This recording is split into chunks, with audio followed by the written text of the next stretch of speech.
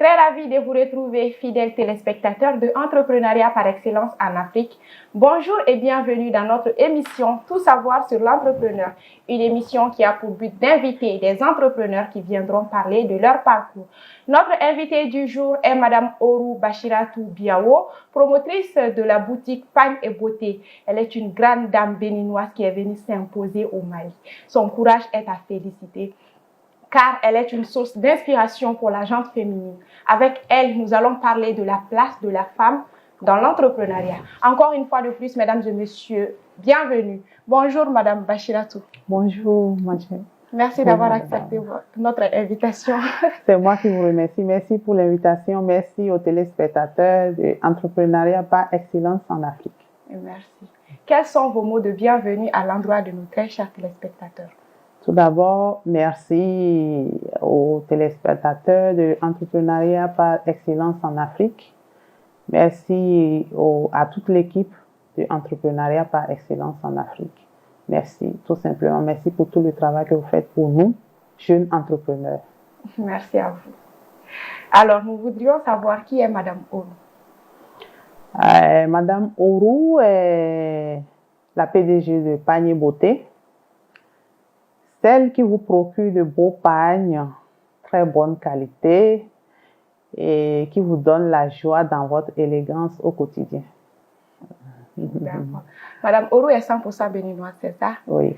Alors, êtes-vous mariée à un Malien ou alors qu'est-ce qui vous a poussé à choisir le Mali comme pays de la mise en place de votre projet? Mon mari, il est béninois comme moi et c'est le travail qui nous a amenés ici. Voilà, on est venu ici, on est là quand même, ça fait plusieurs années déjà. Bon, je me considère déjà comme malienne, étant donné que quand on va de l'autre côté, on nous traite de maliens. Donc, étant ici, bon, je me vois déjà comme malienne. J'ai eu tous mes enfants ici. Donc, on est des Maliens en fait, voilà. Quand est-ce que vous avez commencé à entreprendre? Bon, l'entrepreneuriat, pour moi, on ne savait pas le nom.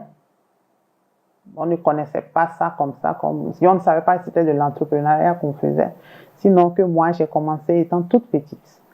Depuis le primaire, et en faisant des poudres de maïs, c'est-à-dire je vais au marché, j'achète de maïs que je viens griller à la maison. Je vais rendre ça en poudre. Je vais au moulin écraser ça. Donc, une fois moulu le maïs, je mélange du sucre avec, que je vais vendre à l'école. Donc, j'ai commencé, c'est parti de là. Durant tout le primaire, c'est ce que j'ai toujours fait. Je vends ça et j'ai une petite cuillère. J'ai dit, bon, ça, 2 cuillères, ça fait 5 francs, ainsi de suite, sans savoir que c'était de l'entrepreneuriat qu'on faisait. Donc, on le faisait par ignorance pour nous. Bon, il fallait trouver de petits jetons pour ne pas manquer de l'argent. Donc, on ne savait pas que c'était de l'entrepreneuriat qu'on faisait. Donc, on a commencé très tôt, voilà. D'accord. Comment vous avez réussi à monter votre projet au Mali en tant qu'étrangère et comment vous avez réussi à vous imposer au Mali? Voilà une belle question. Et l'entrepreneuriat de tout genre, c'est pas facile. Il faut avoir beaucoup de courage, surtout de la patience. Et ceci a été possible grâce au soutien de mon mari que je profite de ce plateau pour remercier. Voilà, et il a été d'un grand soutien pour moi, moral, financier, et ainsi de suite. Et j'ai d'abord commencé par la livraison. J'ai dit il fallait un rapprochement entre client et vendeur. Donc ça rassure dans un premier temps le client parce qu'il a la possibilité de toucher à ton article. Donc je faisais de la livraison au tout début à cause d'un seul pagne. Une personne peut t'appeler pour dire, bon, j'ai besoin d'un pagne, venez. Je pouvais quitter chez moi, aller livrer. Et parfois, la personne dit, bon, vraiment, au lieu de 1, je prends 5. Voilà. C'est ça la surprise du commerce, en fait. Donc, c'est comme ça a démarré. Et puis, ma facilité à me familiariser avec mon aimable clientèle. Ça, c'est un point sur lequel je ne m'amuse pas. J'essaie de mettre ma clientèle à l'aise. Et cela rassure le client. Un client qui achète chez toi et qui se sent à l'aise, forcément, la prochaine fois, il va chercher encore là où tu te trouves pour venir acheter encore. Donc, c'est parti de là, en fait. D'accord, c'est ce qui vous différencie des autres sur le marché. Voilà. Alors, en tant qu'épouse et mère, comment parvenez-vous à gérer votre vie de foyer et votre vie professionnelle en même temps? J'avoue que c'est pas facile. Beaucoup de femmes se verront en moi. Et être mère et entreprendre en même temps, c'est pas facile. Mais quand on a, tel que je viens de le dire, quand on a la rage de réussir, lorsqu'on est déterminé, on arrive quand même à se surpasser, à donner le meilleur de soi-même, tant pour les enfants, tant pour son foyer, son mari, et tant pour son commerce ou sa société en fait. Donc, il faut arriver à se surpasser, à donner le meilleur de soi-même. Il y a des jours où on est fatigué, mais on s'est dit, bon, tu es fatigué, qu'est-ce que tu veux? Est-ce que tu vas abandonner? Parfois, j'ai envie de tout laisser, tout abandonner. Je me dis, mais quand je pense à pourquoi j'ai commencé, je me dis, non, il n'est pas question que j'abandonne. Il est plutôt question que je change de stratégie, de changer de technique. Quand ça ne va pas, il faut changer de technique. Changeons de méthode pour que ça puisse aller. Parce qu'il faut forcément que ça aille. On n'a pas commencé pour que ça n'aille pas. Donc, on a commencé pour que ça aille. Et quand il y a d'obstacles devant, il faut qu'on change notre façon de réfléchir, qu'on trouve une formule adéquate qui fera face à l'obstacle que nous traversons. Et ainsi, on pourra remonter la pente. En fait. Voilà. D'accord. Dans la société où nous vivons, on a l'habitude d'entendre que la place de la femme, c'est à la cuisine. Alors, comment inciter ces femmes-là à entreprendre avec cette mentalité-là? Bon, la place de la femme n'est pas forcément à la cuisine. C'est une idée erronée et ce sont des idées qui sont souvent utilisées par des conjoints qui veulent avoir leur épouse sous leurs pieds, voilà, et en fait ce qu'ils veulent après. Sinon, un homme, et tous les hommes sont responsables, hein, sinon un homme qui aime réellement sa femme doit l'encourager dans ce qu'elle fait. Et l'encourager, lui donner des idées, parce que les femmes ont toujours des potentiels en elles. Toute femme a un potentiel en elle que parfois a du mal à explorer, à exploiter. Et donc, ça fait de cette femme, une femme qui n'a pas d'intelligence. Sinon, toutes les femmes sont intelligentes et elles savent ce qu'elles veulent. Si je prends le cas de nos mères avant, ce sont des dames vraiment que je salue. Elles ont un parcours incroyable dans l'entrepreneuriat. C'est qu'on ne peut même pas imaginer des mamans qui n'ont pas suivi une formation. Aujourd'hui, on voit des écoles de commerce, de marketing, ainsi de suite. Mais c'est des dames qui n'avaient pas fait ce genre d'études auparavant, mais qui s'en sortaient. Elles arrivaient à gérer les questions et de chèques, banque, clients, et comment il faut faire, s'il faut épargner. Elles savent que quand tu vends, tu ne vas pas utiliser la totalité de ton chiffre d'affaires dans le matu vu. Non, elles vendent un peu, elles mettent un peu, elles investissent un peu sur leurs enfants. Elles arrivent à épargner, elles ont le sens de l'épargne. Ce que beaucoup n'ont pas aujourd'hui en fait. La jeunesse est trop pressée. On est trop pressé de gagner des millions. L'entrepreneuriat, c'est de la patience. C'est du mollo-mollo. C'est du réfléchir et aller pas à pas, en fait. Donc, les mamans, nos anciennes et valeureuses et commerçantes sont nos modèles, en fait. Souvent, je vois des trucs qui se passent sur les réseaux sociaux de nos jours. On dit, on est influenceuse, on est ci, on est ça, on prend X pour modèle. Je dis, mais vous avez vos modèles à la maison? Rapprochez-vous d'elles. Elles vont vous montrer des techniques de vente. Elles vont vous montrer leur stratégie, l'accueil. Il y a des moments quand c'est du genre, la façon d'accueillir les clients, la façon de les mettre à l'aise, la façon de les permettre de toucher nos mamans, tu vois. Par exemple, si c'est ce que je fais d'ailleurs, je fais venir, si le client vient à la boutique, je le fais asseoir, je le mets à l'aise, parce qu'il y a plusieurs types, plusieurs catégories de clients. Il y a plusieurs catégories de clients. Il y a des clients qui savent ce qu'ils veulent. Donc, quand ils viennent avec leur idée. Donc, ça, c'est ça, je veux pour telle chose. Je veux ça, je veux faire un jupe complet. Il me faut ça. Je veux ce motif. Je veux pas de motifs grands. Je veux des motifs moyens et petits motifs. Je veux des pagnes uniques. Parce qu'il y a aussi des pagnes uniques. Il n'y a pas de motif. C'est juste une couleur. Donc, il y a il y a plusieurs variétés de trucs. Donc, il y a des clients qui viennent avec leur idée.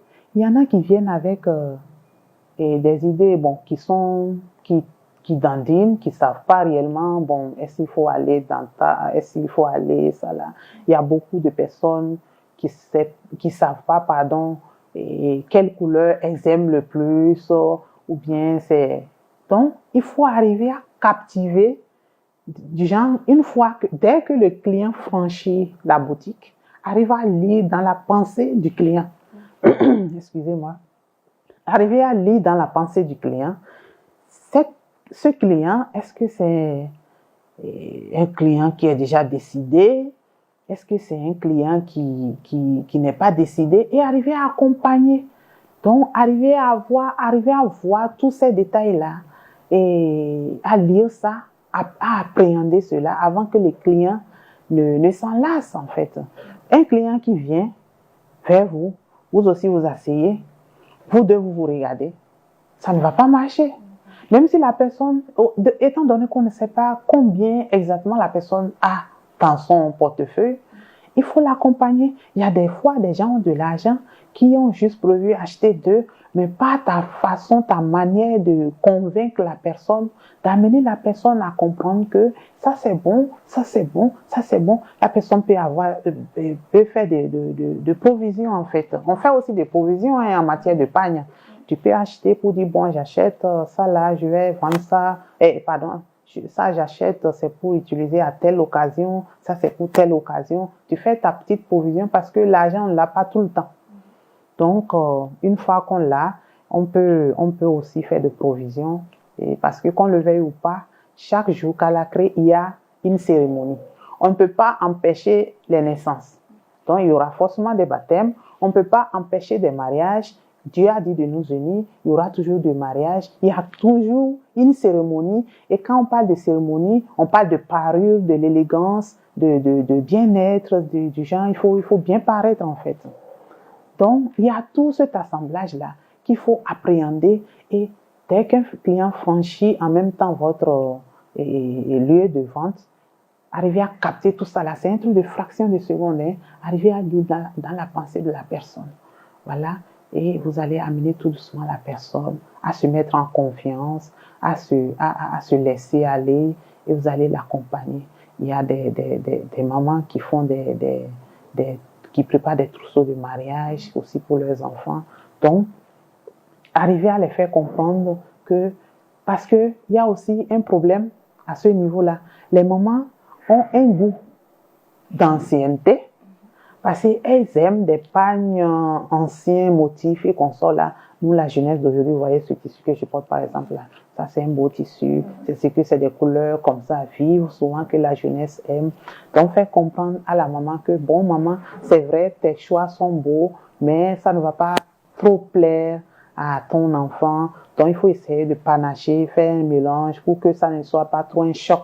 Souvent, les mamans viennent parce qu'elles se disent que si la fille elle-même vient, elle ne va pas faire de beaux choix. Et on a cette façon de protéger nos enfants. Et on se dit non, il faut tout le temps arriver à faire des choix pour nos enfants. Donc, il y a souvent certaines mamans qui ne viennent pas accompagner de leurs enfants. Donc, elles viennent toutes seules et elles veulent imposer leur goût à leurs enfants. Donc, c'est aux vendeurs de faire comprendre Voilà, que les temps ont changé. Voilà, que les temps ont changé et faire comprendre que non, maman, c'est pas toi ton trousseau de mariage que tu es en train de préparer. Tu es en train de préparer le trousseau de mariage de ta fille. Et ta fille n'est pas de ta génération. Ta génération n'est pas la génération de ta fille. Donc, arriver aussi à faire comprendre parce qu'il faut savoir parler sans frustrer en fait. Si nos mamans-là, elles sont tellement exigeantes aussi, parce qu'il faut arriver à faire comprendre à la maman que ce qu'elle a choisi, c'est bon, mais elle n'a qu'à tenir compte des réalités du terrain. Parce que ce n'est pas elle qui va l'utiliser en fait. C'est sa fille qui va les utiliser. Donc, tenir compte de la nouvelle tendance. Voilà, arriver à voir tout ça là, arriver à satisfaire sa clientèle et surtout jouer sur la qualité. Quel que soit ce que vous faites, exigez la qualité. Exigez la qualité. Il n'y a que ça qui pourra vous faire maintenir la tête dans l'eau. Quand on sait que ce que vous vendez est de la qualité et accompagné de tout cela, votre prix est abordable, les gens vont forcément venir. Vous allez vous asseoir, les gens feront votre publicité. Moi, je suis là, souvent, il y a beaucoup de mes clientes qui m'ont apporté beaucoup de personnes. Donc, je leur dis merci. Je profite de ce plateau pour leur dire merci au passage. Et voilà, c'est des gens qui sont passés, ils sont arrivés à se mettre en confiance. Il y a certains hommes qui viennent aussi souvent faire des choix pour leurs femmes. Hein. Et ça, c'est des hommes aussi responsables et qui sont à saluer. Il y a certains hommes qui aiment faire plaisir à leurs femmes. Et j'en témoigne. Comme la fois passée. N'est-ce pas? Hein? Voilà, c'est comme ça. Et il était passé la dernière fois. Il m'a vu. Il dit, mais ça c'est bon. Hein? Il est venu, il a touché. Il a eu le temps de toucher. Ah, c'est pas. Il dit, mais ça c'est bon ça. Vous êtes sûr que ça ne se gâte pas, madame? J'ai dit non. Vous êtes ici à la maison de Beaupagne. Ici, c'est la référence en matière de qualité. Tonton, ne vous inquiétez pas surtout. Il dit, ah, ma fille, si je vais et que c'est... J'ai dit, rassurez-vous, c'est Panier Beauté. C'est l'univers de Beaupagne et la référence en matière de qualité. Donc, il n'y a pas de souci. Il m'a dit, d'accord. Il était venu à la pharmacie. Donc, il a fait un crochet pour voir. Il a dit, ah oui, qu'est-ce que je l'ai fait? J'ai dit, bon, ok, je sais que vous êtes pressé, tonton, mais je vais un peu utiliser un petit temps. Je vais abuser de votre temps. Ne vous fâchez pas d'avance. Il dit, ok, d'accord. Sinon, je suis pressé. Hein. J'ai dit, oui, rassurez-vous. Donc, je l'ai amené vers la grille et j'ai ouvert les rayons des pagnes. J'ai fait sortir quelques pagnes. Je l'ai fait toucher ces pagnes. Il me dit, oui, mais c'est du pur coton. J'ai dit, oui, c'est du pur coton. Et en plus de cela, vous allez laver plusieurs années, 5 ans, 10 ans. Ça ne va pas se gâter. Et essayez. Il dit, ok, je vais essayer, mais je reviendrai. Je te promets que je reviendrai. Je reviendrai certainement avec madame. Et la belle preuve, c'était en votre présence. Il était là avec sa femme, il a aidé. Donc, il y a beaucoup d'hommes comme ça qui ont envie de faire plaisir à leur bien-aimé, leur dessiné. Et c'est bien, c'est à encourager. Mais tonton, faites comme ces messieurs-là. Ça ne va pas vous tuer. Laissons l'idée de, non, l'homme ne fait pas ça. Ça ne va vous diminuer en rien. Faire plaisir à son épouse vous donne encore plus de grade. Ça permet à vos femmes d'être plus proches de vous, d'être plus en confiance, et comme on appelle, en elles-mêmes, et avoir de la confiance pour vous, en fait. Donc, abandonnons l'idée de, quand tu fais trop de cadeaux à une femme, ça devient une habitude, ça va devenir, elle va faire de cela son droit. Non, au contraire, ça fait plaisir. Et en même temps, vos enfants garçons vont apprendre de cela. Et en même temps, on aura, par cette manière de faire, changer la vision des choses. Changer, on a une génération qui est en train de naître là, donc changeons la façon de faire. Changeons notre façon de voir les choses. Voilà un peu ce que je peux dire. Alors, nous souhaitons longue vie aux hommes qui font plaisir à leurs femmes. Tout à fait. Madame Oro, quels ont été les défis que vous avez rencontrés en tant que femme dans le monde des affaires? En tant que femme dans le monde des affaires, c'est compliqué. De un, tu ne peux pas voyager. Parce que lorsque tu es une femme dans le foyer, voyager et aller à Dubaï, ainsi de suite, aller faire tes achats toi-même, toucher ça du bout du doigt, c'est quelque chose qui est compliqué. Des femmes qui arrivent à le faire sont des femmes qui sont peut-être dans des relations à distance. Du genre, l'homme n'est pas là 24 heures sur 24. Voilà.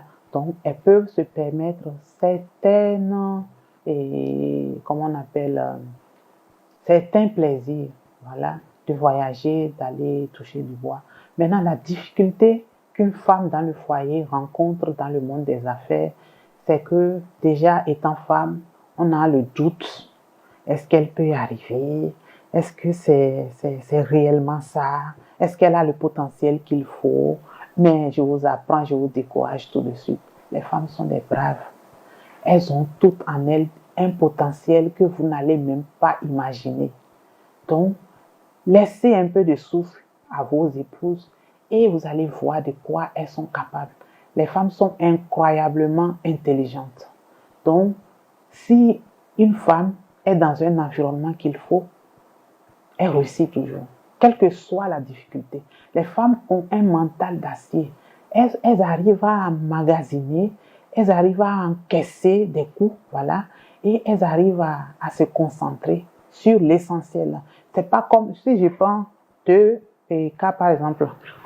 Le premier cas, un homme qui excelle dans les affaires, sa première priorité sera de prendre beaucoup de femmes, s'engager dans plusieurs relations.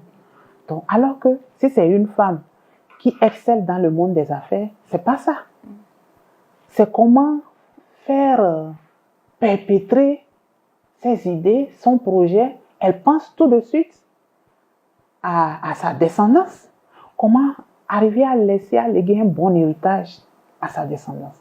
Alors que l'homme, lui, pense que tout de suite, comme l'argent rentre là, c'est vrai, ils vont se dire, oui, on pense aussi à l'héritage. Non, ça ne va pas comme ça parce que je ne suis pas contre. On n'est pas là pour le débat de la polygamie, on est là dans le domaine de l'entrepreneuriat. Donc, je suis en train de juste te dire, de faire la nuance entre un homme qui est dans l'entrepreneuriat, qui excelle dans le monde des affaires, et une femme qui excelle également dans le monde des affaires. Ils n'ont pas, ces deux éléments n'ont pas les mêmes longueurs d'onde, en fait. La femme, elle réussit toujours. Vous allez voir, toutes les femmes qui sont arrivées à être au sommet maintiennent ce poste-là. Mais souvent, ce n'est pas le cas des hommes. Et c'est comme ça. On a la folie du grandeur, la folie des grandeurs, et c'est des voitures de luxe, c'est ci, c'est ça. Sinon, comment pouvez-vous imaginer qu'une femme qui est dans le foyer avec son mari qui travaille, et l'argent de popote qu'on lui donne, elle arrive à épargner. Elle arrive à épargner, ou bien si on lui donne de l'argent de poche, elle arrive à épargner et se créer quelque chose. Elles arrivent à s'en sortir. Et tenez-vous bien, c'est ce même homme qui vient par la suite faire de prêts auprès de ces femmes. Donc, c'est pour dire par là que les femmes ont un potentiel incroyable en matière de l'entrepreneuriat. C'est des femmes vraiment battantes. Il y a certaines femmes qui n'aiment pas se bouger. Je suis madame, grande dame. Mon mari a fait des étages. Je suis en haut. Donc, je me lève le matin. Comment me laver, me parfumer, me maquiller, porter de jolies tenues, venir m'asseoir au salon, donner des ordres aux bonnes, même les petites tâches. Imaginez quelqu'un qui n'arrive pas à s'en sortir avec les petites tâches ménagères. Comment est-ce que la personne va arriver à s'en sortir avec l'entrepreneuriat, que tout le monde entier sait que c'est pas un monde qui est facile. Vraiment, c'est pas facile. C'est pas facile. Donc, tout s'apprend en fait, et tout part de l'éducation en fait. Donc, j'exhorte toutes les mamans, nous jeunes mamans, à amener nos enfants sur ce terrain-là en fait. Quand on donne une éducation à un enfant, il faut l'apprendre dans tous les domaines donnés. Apprenons nos enfants, donnons de l'éducation à nos enfants comme si demain on allait mourir. Parce que il faut apprendre à l'enfant dès le bas âge qu'il faut savoir tout faire. C'est pas seulement l'école. De nos jours là, on finit par se rendre compte que l'école là même c'est rien. Il y a des gens qui ont bac plus 5, qui font tellement dans la... Je ne dis pas que tellement n'est pas, comment on appelle, un métier ou bien c'est pas un truc, mais c'est pour dire que une fois que l'enfant est déjà imprégné dans l'entrepreneuriat dès le bas âge, tu vas, tu apprends, tu fais... Si par exemple, moi, avec mes enfants, je leur dis, bon, et toi, tu m'as aidé à trouver déjà des clients dans ton école. Ah oui, maman, oui, j'ai dit, oui, cherchez des clients à vos mamans à l'école, à votre maman à l'école. Qu'est-ce que vous pouvez faire? Toi, est-ce que tu as parlé tu as parlé de panier beauté à ta copine, Khadija? Ah oui, j'ai oublié. J'ai dit, non, faut pas oublier. Parce que si tu oublies, moi aussi, je vais oublier de t'acheter un biscuit. Voilà, parce que c'est pas la maman vend et tout l'argent pour vous acheter biscuits, bonbons, et ainsi de suite.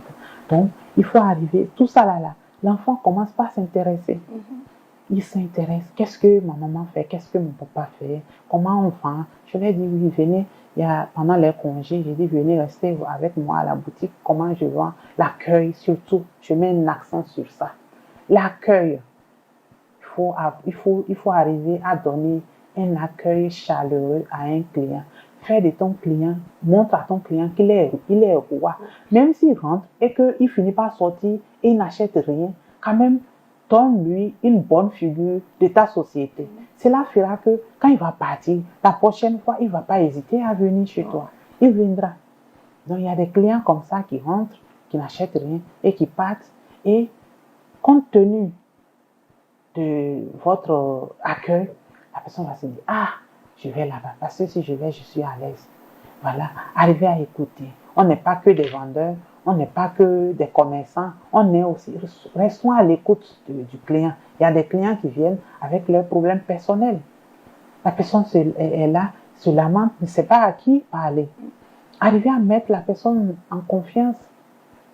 Donc, il y a tout ce paramètre-là qui donne, c'est-à-dire, la personne se dit, mais même s'ils n'ont pas envie d'acheter, juste pour voir ton visage, ou bien voir ton accueil, ça les pousse à venir. Et ils viennent, forcément, en partant, j'ai un petit 10 000 ici, attends, j'ai dit, on a fini, quel est ça? Et la personne part avec un pain. Donc, c'est comme ça, en fait. Alors, avec tous ces obstacles sur le chemin de l'entrepreneuriat, comment avez-vous pu surmonter ce défi-là? Le défi, il continue d'être là, hein, parce que chaque jour, qu'à la crée, il y a des idées nouvelles. Donc, ma force, c'est que je mets un accent particulier sur l'innovation. Il faut que je me dise chaque jour que Dieu crée, il faut que le lendemain, j'arrive à apporter quelque chose de nouveau. Que les clients aient une raison de venir vers moi et non vers l'autre. Donc, je me couche tout en me disant, mais qu'est-ce qu'il faut apporter encore sur le tapis? Qu'est-ce qu'il faut faire? Comment aménager panier beauté pour plaire? Parce que panier beauté doit toujours exister. Panier beauté ne doit pas rester en marge. Donc, il faut toujours créer. Je crée. C'est ça qui fait que je suis toujours là, malgré les difficultés, malgré la concurrence, malgré ci et ça. C'est l'innovation. Il faut arriver à innover, à apporter des choses nouvelles pour plaire à la clientèle. Arriver à s'imposer, en fait, grâce aux idées nouvelles, grâce à l'innovation. Comme je l'ai dit, tu ne peux pas tout le temps montrer la même chose. Tu sors, c'est toi qui sors la chose tout le temps. Tu montres, ça n'attire plus au finish. Il faut que les clients aient une raison de s'intéresser à tes articles. Donc, c'est un peu ça. Surtout l'accent sur la qualité. Ça, je le dis haut et fort, mes pagnes, il y a beaucoup qui en témoignent, les mamans et tout le monde. Les pagnes, j'insiste sur la qualité. Je ne vais pas acheter un pagne, vous vendre des pagnes, vous allez laver 2 jours, ça va déteindre. Et c'est du gâchis, ça. Arriver à s'imposer, quel que soit le prix. Parce qu'il y a des gens qui se disent non, si c'est cher, ils ont peur en fait. Si c'est cher, les gens ne vont pas acheter. Non, il y a forcément une catégorie de clientèle pour la qualité du produit que vous vendez. Vous aurez toujours votre marge de clientèle. Mais insistez surtout sur la qualité. Et c'est ce que Panier Beauté fait depuis tout le temps que Panier Beauté existe. La qualité, j'insiste sur la qualité. C'est un point sur lequel je ne m'amuse pas. Et tous mes fournisseurs le savent. Je ne m'amuse pas sur la qualité, j'insiste sur la qualité. Parce que c'est ça qui va faire que les gens vont toujours te donner du respect qu'il faut sur le marché, qui vont toujours t'apporter des clients. Et tu es là, on te dit, ah, il faut aller à Panier Beauté si tu veux les pagnes de qualité. Si tu veux les pagnes qui ne vont pas déteindre les autres, va là-bas, tu auras de la qualité. Et surtout pour les événements tels que les mariages, les baptêmes, n'importe quelle cérémonie. Hein. Donc, arriver à rassembler les mamans autour de la qualité, en fait. Et aussi, parmi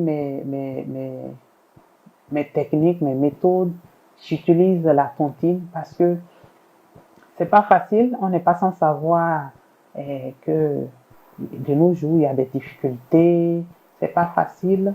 Donc, réunir autant de sous, comme ça, on a des enfants qui grandissent vite parce que le temps passe. Hein, et on est surpris. Au moment où on n'est pas véritablement prêt, la fille rencontre un homme et elle doit se marier. Que faut-il faire? Est-ce qu'il faut aller faire un prêt pour faire des trucs auprès de qui on ira faire ce prêt-là? Donc, je suis assise, réfléchie à tout ça là. Je me suis dit, bon, pourquoi ne pas instaurer l'idée des tontines? Pourquoi ne pas faire des séries de tontines? Il y en a tellement. J'ai des tontines à l'eau. Les tontines anonymes, c'est-à-dire, il y a même une tante qui a fait une tontine anonyme, qui a ramassé ses pagnes, sont encore là à la boutique. Elle doit se faire livrer aujourd'hui. Donc, 40 complets. Comment? Elle dit non, je ne veux pas rentrer dans les groupes où il y a beaucoup de monde. Je dis, il n'y a pas de souci, tante. J'ai tontine à l'eau. Tontine à l'eau, c'est que il n'y aura que le client et moi seulement dans le groupe, nous deux.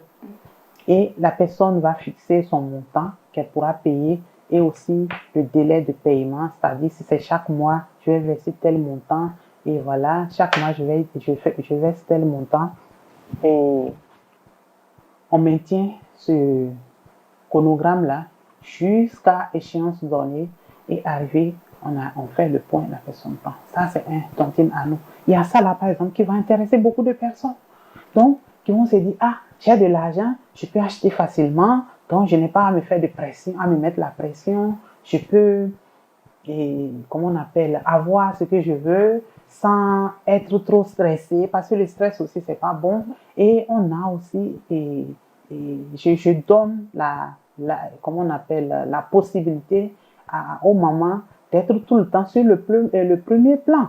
C'est-à-dire, je fais tout pour être au même niveau que la tendance. Il y a ça aussi. Il ne faut pas rester en arrière. Non, il faut suivre l'évolution du marché. Il faut suivre le modèle. Il faut suivre la mode, en fait. Il y a des choses nouvelles qui sortent. Toi aussi, tu rentres dedans, mais tout en ayant à l'esprit qu'il faut garder l'esprit le point sur la qualité. Avoir l'esprit qu'il faut toujours avoir la qualité. C'est vrai, on suit la mode, il faut être tout le temps à la mode, mais sans oublier l'essentiel, qui est la qualité. Parce que c'est ça qui maintient la clientèle. C'est la qualité qui maintient la clientèle. La qualité et le prix qui est abordable. Même si ton prix est comment, et que les gens savent que bon, il y a la qualité, tu auras toujours ta part. Les gens viendront toujours. Donc, il y a ça. Ça, c'est par exemple un exemple concernant tontine à l'eau. Il y a aussi tontine Ika Paris. Et Ika Paris aussi pour donner la possibilité à toutes nos mamans parce qu'on n'est pas égaux sous le soleil. Il y a des gens qui travaillent, qui ont des travaux qui leur donnent, comment on appelle, qui touchent l'argent de façon hebdomadaire. D'autres, c'est mensuel. D'autres, c'est chaque 2 semaines. Donc, on ne peut pas mettre tout le monde dans le même panier, en fait. Arriver à satisfaire toute la couche de la société, en fait. Par exemple, si c'est 1 000 francs, quelqu'un a la personne, elle, la bienvenue à panier beauté. Il ne faut pas dire non, comme c'est 1 000 francs, j'ai là, est-ce que, non, l'argent c'est l'argent n'a pas, c'est que c'est de l'argent, en fait. Vous venez, panier beauté vous donne la possibilité d'avoir la même chance que tout le monde, en fait. Tu peux avoir l'épargne de 20 000 francs, même si c'est 1 000 francs tu gagnes, il n'y a pas de souci. Envoie seulement, je garde ça avec toi et ainsi de suite. Quand ça va atteindre un montant donné, tu viens, toi-même tu choisis. Ça aussi, c'est un point sur lequel j'essaye de mettre ma clientèle à l'aise. Je leur donne la possibilité d'avoir plusieurs choix.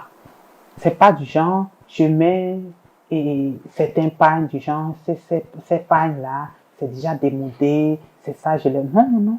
Tu es à l'aise, tu viens, tu fais tes choix, et puis, de façon libre, quoi, en fait.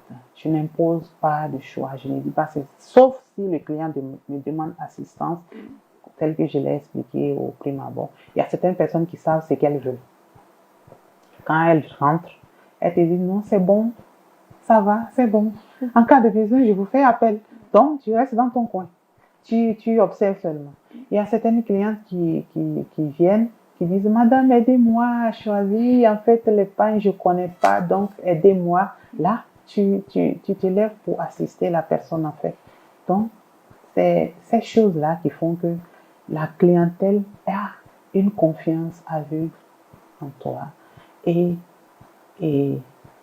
la sœur va parler à sa cousine, la cousine va parler à sa nièce des produits de panier beauté, des pagnes de panier beauté. Tu vas à panier beauté, tu auras la qualité. Va à panier beauté. Si c'est Bénin-Syrie, il faut aller à panier beauté.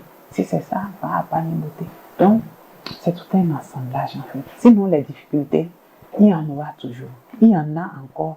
Et chaque jour, Calacré, j'essaye d'innover, d'apporter quelque chose de nouveau encore pour plaire à mon aimable clientèle qui ne cesse de me soutenir. Voilà. Madame Oro est tout terrain. Il paraît que vous n'êtes pas uniquement dans le domaine de la vente de pain. Vous produisez aussi du fromage. Qu'est-ce que vous pouvez nous dire sur cela? Voilà, et comme je vous l'ai dit au début, et depuis l'enfance, on était tout terrain. Mais on ignorait ce qu'on faisait en fait. On le faisait sans savoir que c'était de l'entrepreneuriat en fait. Vous voyez?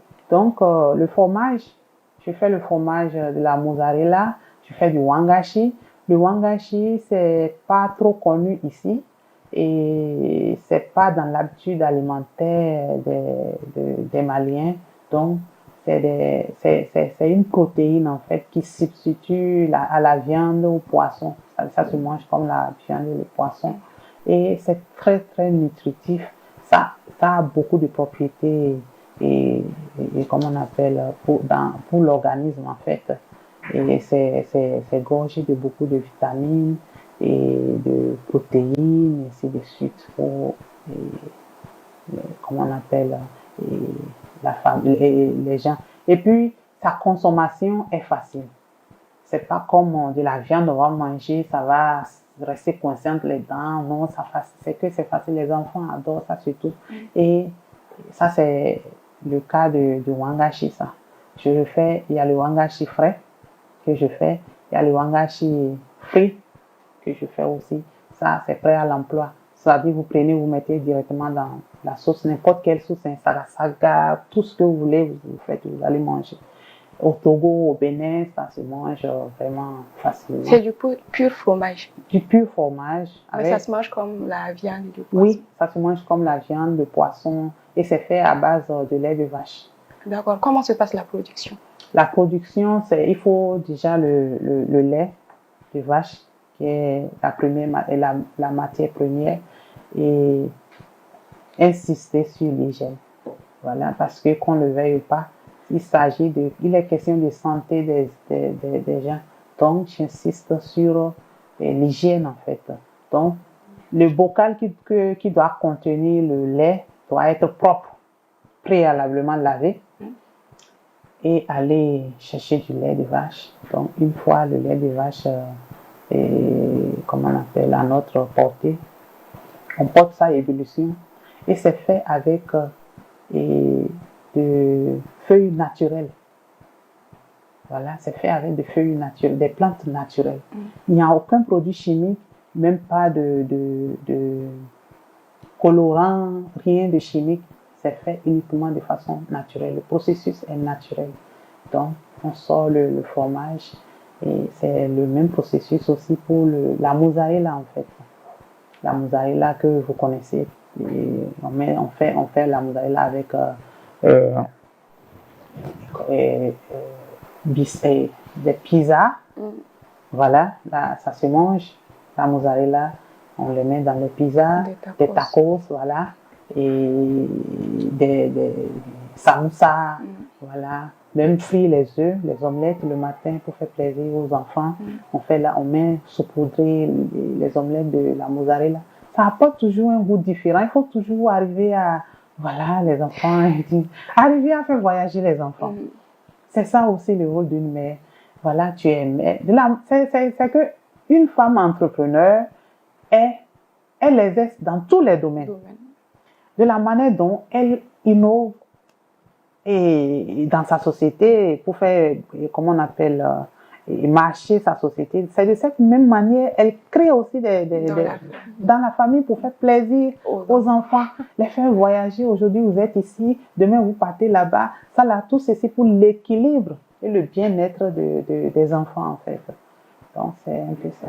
La production, elle continue toujours ou bien? Oui, oui, la production du fromage continue toujours pour toutes les personnes qui sont intéressées et qui veulent manger du fromage, du wangashi ou bien de la mozzarella. N'hésitez surtout pas.